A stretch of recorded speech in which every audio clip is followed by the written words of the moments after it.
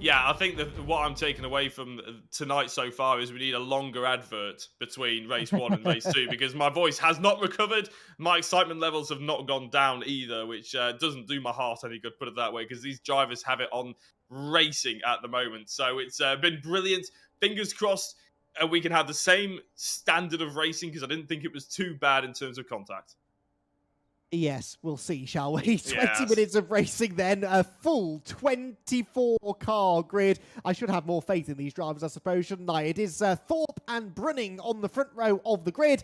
Lights go out. We're away again for the second time in the Maximum Networks Civic Cup, and it's already a slightly less orderly start. We're going to go 3 wide, are we? 4 for the race lead. They're bouncing off each other like castanets, and we've got 1, 2, 3, 4 cars off the road. It's already gone completely awry, and actually that could have been a lot worse. No more cars spinning coming off the corner. Paul Laramie is off the road. It looks as though Mark Hughes has been off too, and quite a few others. Brad Smith, Scott Bugner has been delayed in all of that as well, I think towards the back of the pack. At the front though, it is Reese Bell that leads the way. The safety car, unsurprisingly, is called. Oh, a few of them not quite getting the message in time, but they do all slow down in the end. I hate to say I told you so, Jack, but I did have a feeling that might happen. I mean, it's always a challenge to get so many cars into that first corner, and when you've got drivers front row that don't get a great start, that just bottles everyone together, and I think that's kind of what we saw there.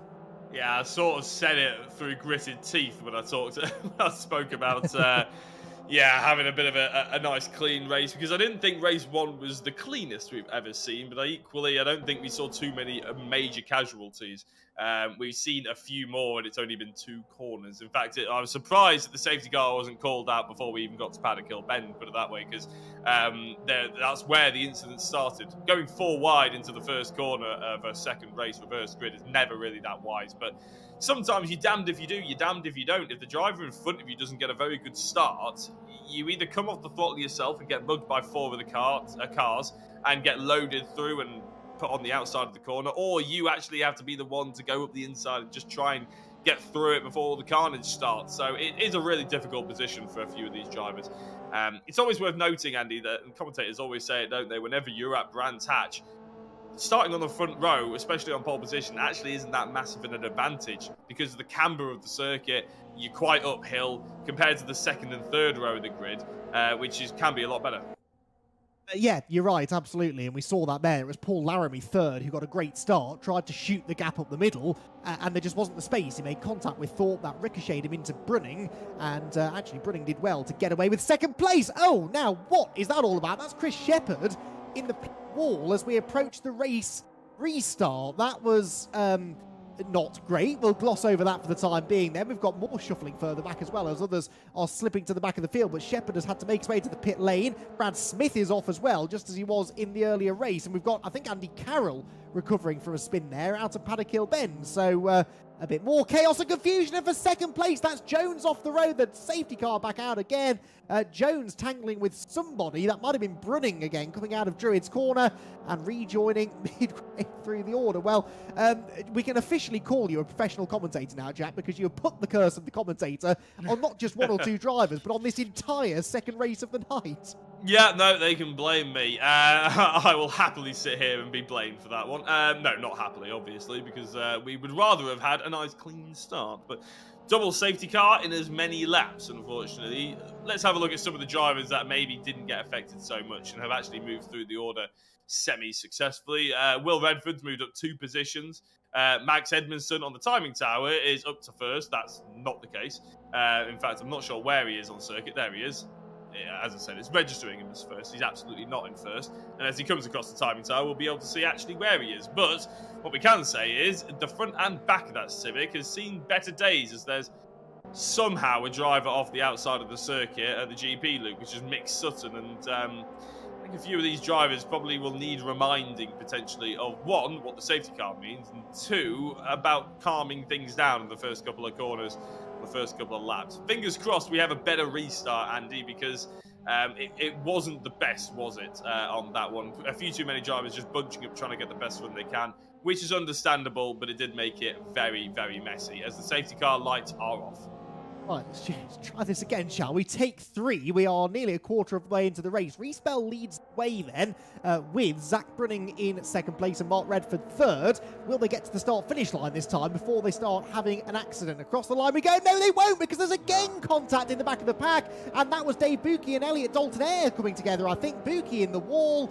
What on earth is going on into Paddock Hill Bend? Well, I mean, somehow Buki didn't spin, but he'll have a lot of damage to that car, surely, and he drops out of the top 10. Of course, the other thing this safety car has done is it's prevented them from building up any tyre temperature in the early stages, so grip will be at a premium now as they make their way around the rest of this first lap. Kyle Felvers, though, absolutely flying. He's up into position already, and he is now surely the odds-on favourite for this. Bell still leads from Mark Redford and Zach Brunning the top 3, but it's the man in 4th place, Kyle Felvers, who is moving towards the front. Yeah, so the safety car hasn't come back out. I gave a bit of a sigh as we saw Dave Buki's car flying into the pit wall, because I thought we were instantly going to go to another safety car. We'll focus on the positives, shall we now, Andy? We are under green. Okay, then. Maybe not. As Max Edmondson. Yeah, Edmondson turns himself around. So that is championship leader. Just absolutely has his car basically in half as Zach Brunning goes up the inside of Carl Felvers through Hawthorns. Or maybe that was Carl Felvers trying to go around the outside of Zach Brunning, and Brunning decided to have a little bit of a bite back. But at the moment, he's lost out on that little battle as Josh Martin starts banging doors with John Jones. So, Kyle Felvers then, only 11th in race 1 was Kyle, and we would have expected him, certainly based on his pace in the Cayman Cup, we'd have expected him to be one of the front runners in the championship here. He was second, remember, in the Cayman Cup that ended a couple of weeks ago, and here he is running in 3rd place with a really good opportunity for a race win, you'd have to say. So, with issues for Max Edmondson down in 21st place now, this could be the HFT driver's opportunity to get some points back. His teammate, Elliot Dalton-Ayre, in 5th position there. He's on the outside line. He's got Kenny Press to his inside, to his outside, excuse me. To the inside goes Dalton-Ayre, and right behind Will Redford there in the Kinetic with Area Motorsport car. And it's all going to change again because 1 or 2 of them run wide. That was Brunning by the looks of it running wide. Dalton-Ayre goes through to 4th position, and Redford goes up the inside of the lot of them. Brilliant driving from him. Oh, off in the background, that's Axelson sideways into the side of another car. Mick Sutton avoids it just. That, again, could have ended an awful lot worse. Axelson loses ground on the exit, but he could very well have taken a few cars out of the race there. This is survival not of the fittest, it's survival of the luckiest at the moment, isn't it? And a few drivers getting away with some stuff. Josh Martin, who has a lot of love in the YouTube chat, let's focus on that for the time being, has moved his way up from 9th into 6th in the space of about half a lap as they come out of Surtees. Now this is the fight for, I don't know, 10th, I think. Massive train of drivers with Max Bird involved, Joel Lask and Eric Axelson just behind them going side by side into Hawthorns. It's Axelson on the inside. Of course, he went rally crossing through Druids, and he's at the moment staying on the circuit as Max Bird looks very interested in trying to take the inside of that Scott Bugner in 2nd place. In fact, no, it may have been Joel. Yeah, it was Scott Bugner, actually. Joel Lask is a little bit further ahead, and it's quite hard these around openers, isn't it? Season openers, to try and get used to everybody's livery, Andy. And considering there's so many very similar looking cars, and they're constantly changing positions, it's not helping us at all. But it is fantastic spectacle. Oh, Reese Bell losing 2nd place there to Kyle Felvers. That looked a bit odd, a really big speed differential between the 2 cars going into clearway. So Felvers now goes 2nd, but yeah, you're right. I just got used to the pink of HFT racing, and now they've changed to the equally fetching yellow, white and blue on their Honda Civics for this championship, one of which is up into 2nd place now. Kyle Felvers, 1.4 seconds off the race lead. He's got nearly 12 minutes to try and chase down Mark Redford, and based on the pace he's shown so far in this race, I think he'll have a decent chance of doing that. Although actually, Felvers only finished 1 place higher than Redford in the previous race, so he might not have quite such a big advantage as we thought. Now, this looks interesting. On the grass goes Jordan Brennan. He's not having a good race here, down to 14th place. Ahead of him there to the left is Mick Sutton. Directly ahead of him is Joel Lask. Side by side in front of them are Max Bird and Kenny Press. And Max Bird looks like he's going right round the outside, but gets tagged sideways. There's another car in the grass. That's Zach Brunning out wide through the dirt. They're 4 and 5 wide down the hill. This ain't going to work. No, it's definitely not. And you mentioned all the drivers in certain orders. That's all been changed all of a sudden. We're focusing on Jordan Brennan, who's on the inside of a number of drivers, we'll probably say, for the time being. I think it's Mick Sutton. In fact, it is. As they go through Hawthorns, one of them is going to end up off the circuit. It's going to be Mick Sutton for now. Keeps his car facing in a straight line, which is what we like to see. And instantly, with dirty tyres, attacks on the inside of Westfield Bend. Eric Axelson, who's that dude just gone off, actually? It's Andy Carroll, isn't it, who I think was victim to the lunge by Mick Sutton. As Zach Brunning is now becoming the victim to Eric Axelson and Jordan Brennan flying through the field. There's another bit of contact with Zach Brunning and Axelson. The contact keeps on coming as Max Bird and Mick Sutton start to file their way through. Oh, to be a fly on the wall on the conversations Rich Hayden has after this race with some of these drivers. There are going to be a few words, I think. It's entertaining to watch, but it's, yes, we'd like a little bit less contact if possible. Zach Brunning, I feel, for a bit here, down to 15th place now, having run well in the early part of the race. Elliot Dalton-Ayres, I've just spotted, has taken 4th away from Reese Bell, who I'm hearing has also been brought into the HFT Racing team as a last-minute entrant. Side by side for Eric Axels. Another car was in the gravel, and another car goes off. That's Zach Brunning, who now really does see his race unravel on board with Zach, who finds himself falling down the order and more carnage. Buki's off the road. There's a third car. That was, Kenny Press, who is sat sideways at the side of the track. Dave Buki's going the wrong way into the barriers. Oh, dear. Oh dear, yeah, I think that could be the title to this race. I think it's not going. It's not the sort of thing we like to see at VRRC, is it? Let's focus. We'll try and focus a little bit further forward, because Will Redford and Carl Felvers are getting very interested in each other right now. It's lovely to see these battle for the top two, as that's Elliot Dalton-Ayres flying off this circuit. I'm not sure if that was unopposed or whether that was due to a bit of racing side by side with the likes of Josh Martin and Reese Bell. But if we focus within the front six, shall we, for the time being, we'll try and sort out the rest of the top 10 a little later on. 9 minutes to go. I've no idea how we haven't had more of this race gone by. It's quite unbelievable we've got just under halfway through. Just over halfway through, frankly. Mark Redford's done a fantastic job as well, though, Andy. Let's give him a lot of credit, because once he's got into the race lead, he built a bit of a gap up. Okay, it's coming down now, but it's probably inevitable with Will Redford and Carl Felvers coming after him. But he's done a fantastic job. Will Redford is in a slightly awkward position here, because you may have noticed it's a Redford 1-2. I've just been reliably informed that Mark is Will's father, so it's father ahead of son. I'm sure that they'd quite like to keep this order until the end and bring home a nice father-son 1-2. But Kyle Felvers is the fly in the ointment, isn't he? Because he's on the attack to try and get a race win, and he doesn't really care where the Redfords finish in this race as long as they finish behind him. So Will might have no choice but to attack his dad here and try and take the win away as they go past Dave Buki's stricken car by the looks of it. Dave Buki watching on from the sidelines to see how his teammate gets on here in second place. But yeah, Will Redford, if he comes under any sort of pressure here from Carl Felvers, might have no choice but to go on the attack for the race lead. He's clearly the quicker of the two. I'm already impressed, actually, with Redford and the way that he's been able to overtake Kyle Felvers, who's been one of the quicker drivers on the VRRC over the last few months. And now he's challenging his father for the lead of the race. I'd love to know if they're in the same house as well, because I know Will Redford is a young driver. He's, as he gets very sideways. And actually, on Monday, I had a chat with him. He had to put not a new engine, he had to put a used engine into his car, which means he didn't have any practice at Cadwell Park and still came away with 2 solid top 5 results, I think. He unfortunately had to retire race 3, but he was on my car to be driver of the day in real life. Unfortunately, retirement in race 3 meant that he didn't get it, but this is going to be very interesting. I'd love to sit down with them at dinner after he lunged up the inside of his dad there, who's trying to go for a lovely cutback here. The Redfords not being afraid to race each other nose to tail, side to side for the race win. Carl Felvers must be looking at that and thinking, yes, please, Mark, just hold him up just a bit, because I don't think Felvers has the ultimate pace on Will Redford here. He might have it on Mark, but I don't think the race lead is really something that Felvers can be thinking too much about right now. No, certainly not now that Will has established himself as the race leader. The only way that Felvers is going to properly become involved in this battle is if those two start fighting each other a little bit harder. That's not happening for the time being, though. So Will Redford continues to lead. Mark Redford second. Felvers is on the grass in third position. They're 3 seconds clear look of the Motus One liveried car in fourth position.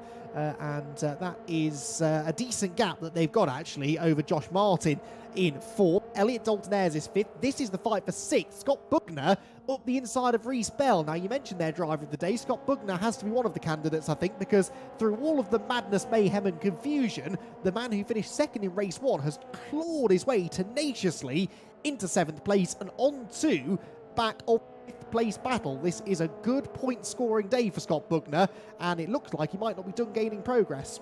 Yep, he almost looked like he was trying to go for the inside of Reece Bell, who had shown his intentions early and knew that he wasn't going to be shifted from the inside of that circuit. But Scott, I have to say, probably has one of the cleanest cars out there on the grid as well for race number 2, which is always a sign that you've driven nicely. As he flies up the inside of Sheen Curve, going into Stirling, he should have be the later breaker. There was always going to be a little bit of contact there. Both hold it nicely, though.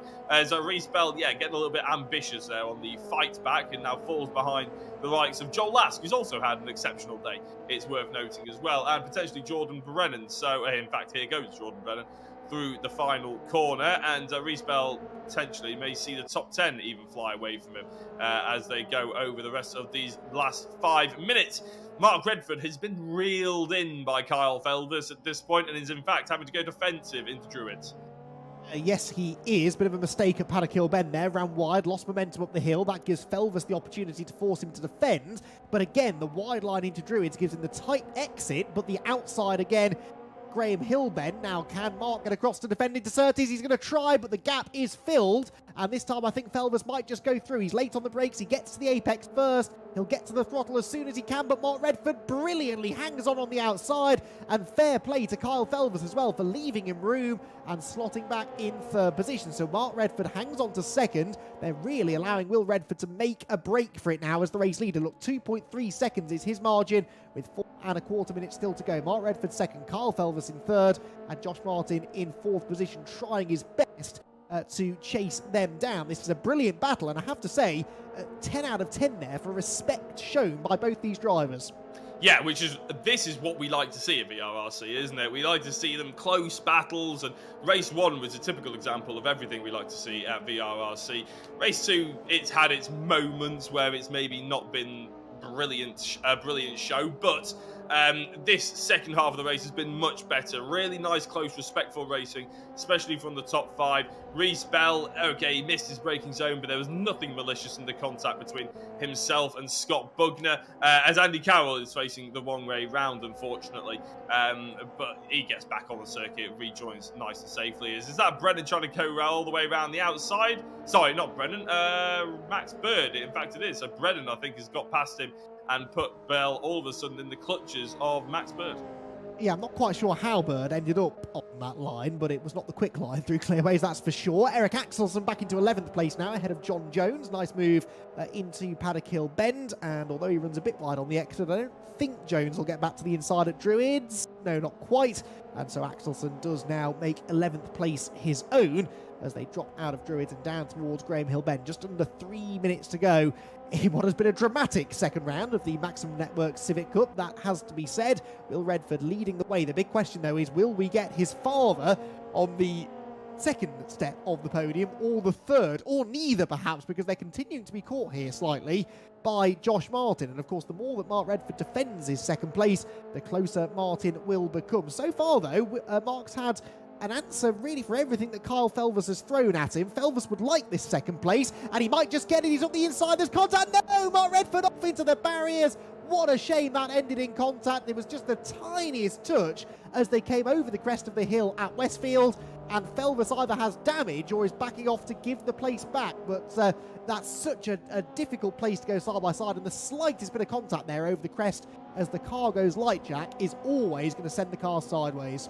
Yeah, I think if I know Carl Felvis, he's a very, very fair racing driver. He's actually trying to let Mark Redford back through, and then he'll pick up the pace again. But that won't really help Mark Redford, who wanted to be on the podium with his son, I'm sure.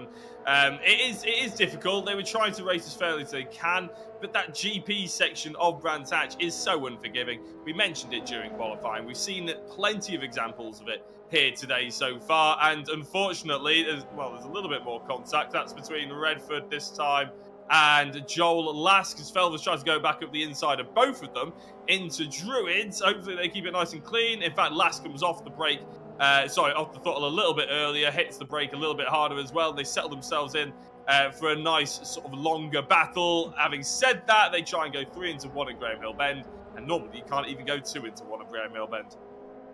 Yeah, that didn't work, and we could have told them that wasn't going to work as they were halfway down the hill. Somehow Mark Redford is back into 5th place here. Joel Last got Jordan Brennan up the inside. Now, what did I say about Brennan in race 1? You could almost always guarantee that he will pick his way through. These are the messy races that Jordan Brennan sometimes excels in, actually, with all of that ballast on the car. Not necessarily the quickest driver out there or the quickest car out there.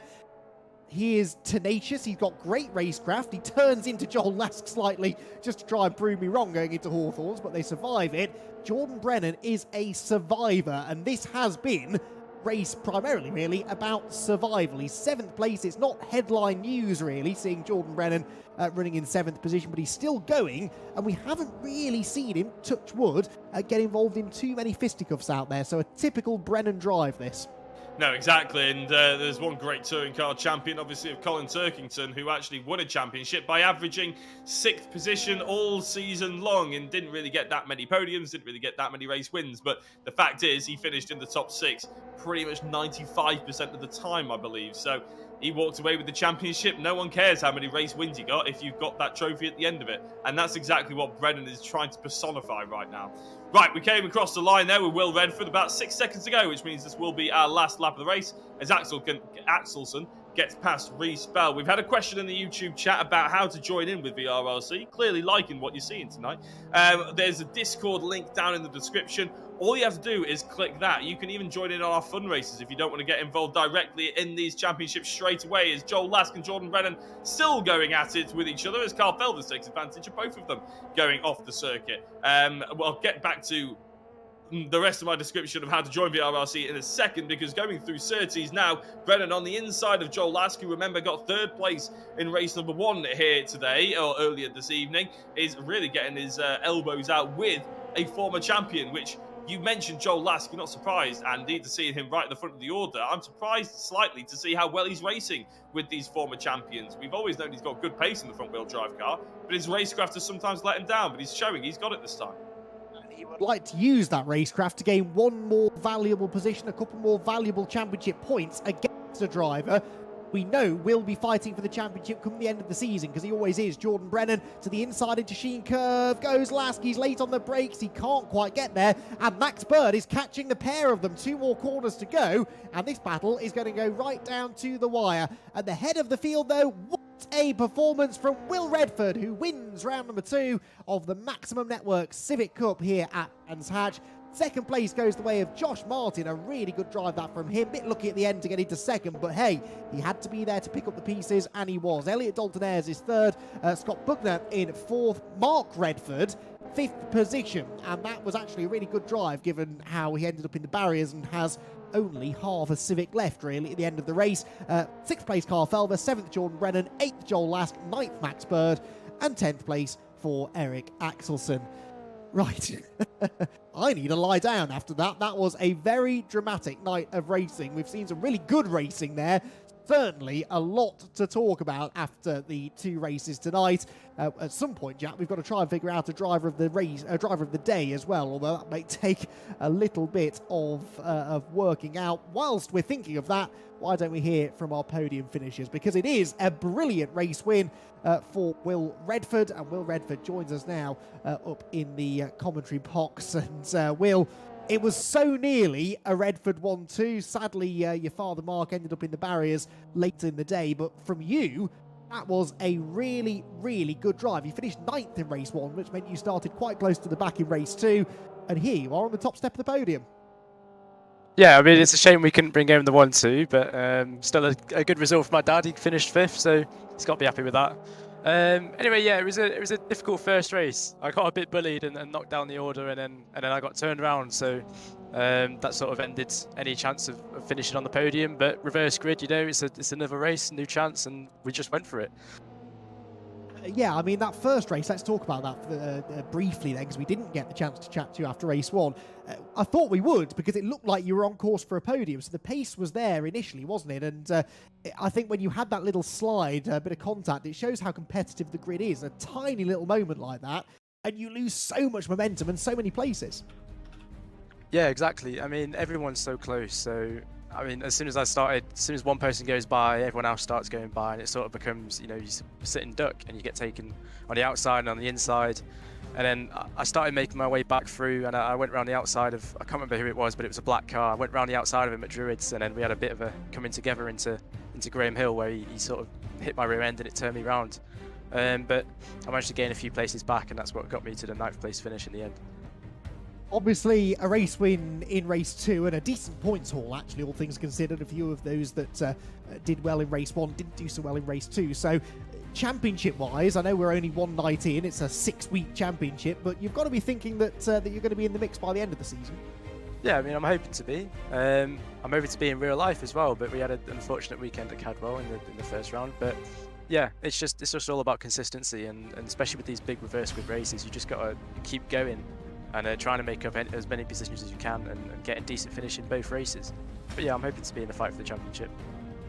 I think based on the pace we saw in that second race, you probably will be, and also based on the brilliant racecraft we saw from you. Really unlucky in race 1, brilliant racing to carve your way through the madness that was the reverse grid race. And so, for your troubles, we're not just going to give you the 25 championship points that go with a race win, but you are also the recipient of our first Driver of the Round award. So, a Powermax Valeting kit is on its way to you for a tenacious recovery drive after the disappointments of race 1. So, well done. Thank you. Thanks for that. I mean, I was on for it in the first round in real life as well, and then I didn't finish the 3rd race. But hey, it's nice to get it in the E-Series. Thank you. There we go. Makes up a little bit for Cadwell Park. Yeah, well done, Will. Looking forward to catching up with you at the next Civic Cup round, and indeed next week here on the Sim as well. Congratulations on the win. Thank you. Will Redford then gets the race 1 win and is our first driver of the round recipient for the season. Right then, Jack, I believe, has got our second place finisher from our second race of the season. Yeah, Josh Martin, congratulations on getting up on the podium. I think it's safe to say you were in the thick of the action for the majority of that race, but you somehow managed to get through in the end and secure that podium right at the end. Yeah, I come from, I think it was P17 I started, and just tried to keep my nose clean, stay out of trouble, make some good moves, and then got a bit lucky at the end with 2nd and 3rd bumping into each other, and yeah, just held on really. Spent I know the last 10 minutes of that race praying my internet was gonna survive because it keeps dropping out, but my internet held in. So yeah, we made it to the end, got a podium. I was going to say, realistically, you survived basically the first 10 minutes. Is that what it felt like? Were you even thinking about finishing position in that first half of that race? The first 3 laps was just a survival really, just trying to find a bit of clear track. But once I kind of got through the bulk of the traffic, and I think I was up to P6, P7, and I could kind of see that front group, and I was catching a little bit. I thought, hey, we might be on for a podium, and I was looking solid for P4. I didn't quite have enough speed to really catch 2nd and 3rd, but that's racing. They ended up bumping into each other, and we ended up getting the 2nd. I was going to say 2nd, but 3rd in the championship, in fact, actually. You're joint on points with Max Edmondson, race 1 winner. Have you entered into this championship thinking, you know what, I can take that top spot at the end of the season? Or is this a bedding in period for you with VRRC? Yeah, I did the, obviously the virtual mini challenge series. And I kind of then had a bit of a break from the sim, trying to focus on getting the real life car built, and then that all kind of ran out of time. So I thought, well, I don't want to get too rusty, so I thought I'll jump back on the sim with VRRC, and yeah, give it a go. So I guess keep improving for the next few rounds, get kind of wear the rust off of how to drive on the sim, and hopefully become a bit quicker as the rounds go on. Fair enough. One very quick point before we let you go. There is a YouTube username of X2JZ Dave. Yeah, that'll be my good friend Dave. He comes along to all the real life races on the spanners. Right. Yeah, big up Dave. Big up Dave, but you need to get a film of him next time you see him, because he said if Josh gets a podium, I'll do a shoey. He's put that in the YouTube chat. He can't get rid of it. I've screenshotted it as well. So don't let him get away with that. My internet finally went then. Oh, well, okay. basically your mate's saying he'll do a shoey if you get into a podium position, so don't let him get away with it. Oh, he's got to do it now. give him a film and send it over to VRRC. We'd love to see it. Yeah, I will do. Fantastic. Well done, Josh, on a brilliant second place. Fantastic stuff, Josh Martin then. Second position, and celebrations all round this evening with that P2 that he bagged. Right, third place was Elliot Dalton-Ayres. Elliot joins us now. To be honest, Elliot, I think you occupied almost every position in that race at one point or another. That was a real dogfight out there, wasn't it? Yeah, it was. Started P14 and then managed to get through a few corners at the start, and then saw a lot of people going off, and then safety car was called, and just kind of went from there. You see, you make that sound a lot calmer than it was when we were watching from the outside. I mean, how much of that survival in the early stages? Because you're right, there were cars flying off left, right, and centre. You were pulling off some good overtakes. People were trying to get back past you. How much of that survival is down to you managing it and having good spatial awareness and sort of picking your moments? And how much of it is down to just sheer luck? Because I'd imagine it's a bit of both. I'm assuming it was quite a lot, bit of luck, because there was quite a bit of crashes there that I managed to avoid, but pulled some good moves and managed to get to P5, and then saw up ahead, I think it was Kyle and someone else. I saw go off, and then I thought, no, hang on, could be on for a podium here. That podium will come in very handy because it gives you some nice championship points, of course. And after a first race where you managed to finish, where were you in race 1, 10th position? They were much needed points, were they, in that second race? Yeah, they were. They definitely were. Well, will you be able now to put together a championship challenge? That's the question. I mean, it seems like there are lots of drivers out there that could be contending for the championship. Do you think you're one of them? I think I got lucky with that one, but never count me out. I mean, there's quite a few quick drivers there. Don't know if I'll keep up with them, but I'll definitely try. Excellent stuff. Well, Elliot, huge congratulations on that third place finish. We'll see you again next week. Okay, thank you.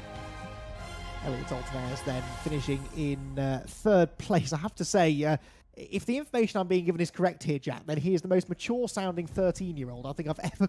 I'm not buying that. I'm not having the bet. He sounds about 22 to me. He sounds like he's halfway through uni. But you're absolutely right. I mean, Carl Felber's a very mature 14-year-old. He might be 15 now, to be fair. So it's nice to see that these drivers are jumping in, mixing it with some really quick adults as well in the sim. And as I said, on maturity level, it's important for them to sort of not get too hot-headed, because that is when we start seeing crashes. And Elliot is showing exactly why he's at the front of the order.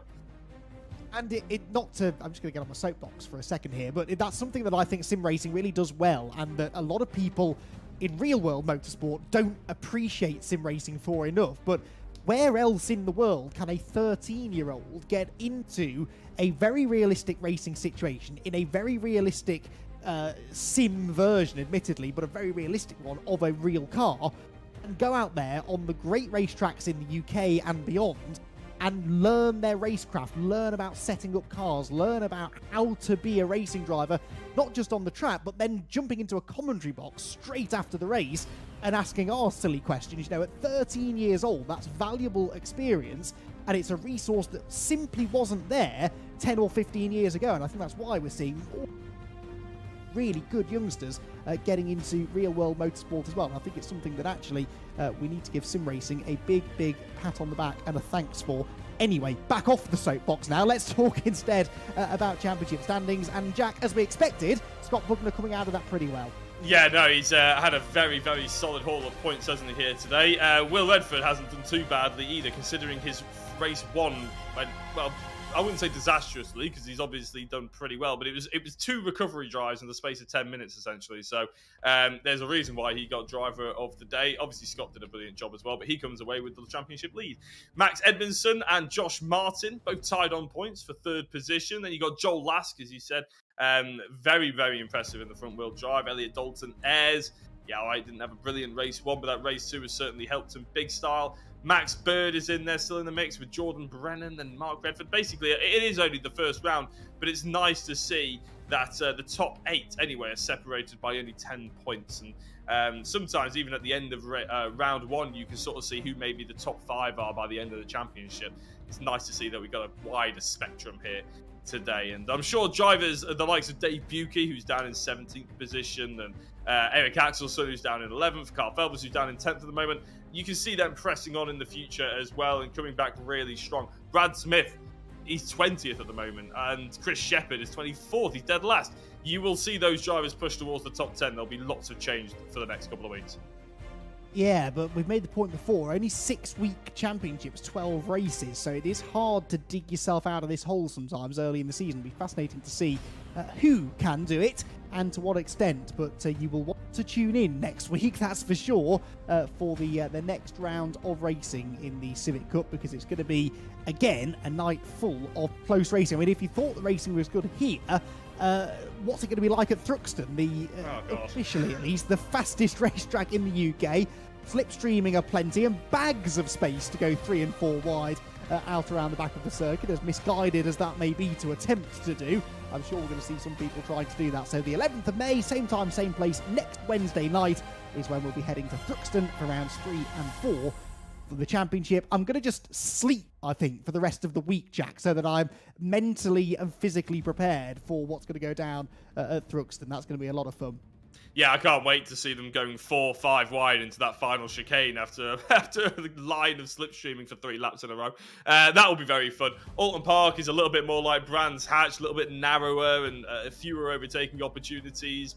And then Silverstone, obviously, everybody knows about Silverstone, and Donington Park. And Croft is, I wouldn't say unusual, but one that you don't see as much on the sim either. So you're a fan of Croft, aren't you, Jack? I'm not a fan of Croft. No, absolutely not. No, it's one that doesn't get used, though, is my point. So drivers might not be as used to it as some of the other tracks on the calendar, which, again, will put a bit of spice in the mix. Right, very quickly, everything else that's VRRC. This is going to be very quickly now, because everybody should pretty much know the spiel. If you want to get involved in what you've seen tonight on Assetto Corsa, or if you want to run on time attacks, or even the fun races where you don't have to be a member of VRRC at all, you can just jump on Saturday night. I can't remember the car that we're currently in. It might be a Ginetta G55, actually. That's on Saturday. It runs in the same format as this. It's just free for anybody, though. So if you fancy having a go at what you've seen tonight in the Civic Cup, but you don't really want to commit too much just yet, then have a go in the fun races and see what the deal is with VRRC. We've also got dirt rally competitions and weekly stages and rallycross.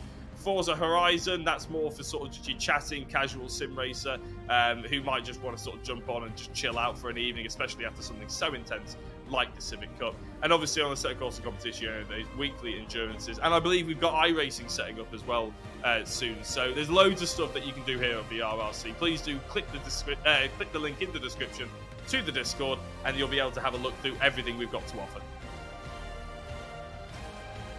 Yes, you will. Yes. So that is all of the action on the VRRC coming up in the near future. And I know I saw a lot of people actually in the YouTube chat asking about how to get involved, how they can enter this series, how they can enter other series. So whatever the platform is that you use, whatever sim or game you enjoy playing, then there is something for you here on the VRRC. Right then, we're going to need a full week, I think, to recover from all of the action here from the opening rounds of the Maximum Networks Civic Cup. We hope you've enjoyed the show. I know that I have. Myself and Jack Oliphant will be back again in a week's time at Ruxton for rounds 3 and 4 of the championship. For now, though, from everyone here at the VRRC, thank you very much for joining us. We'll see you again next week.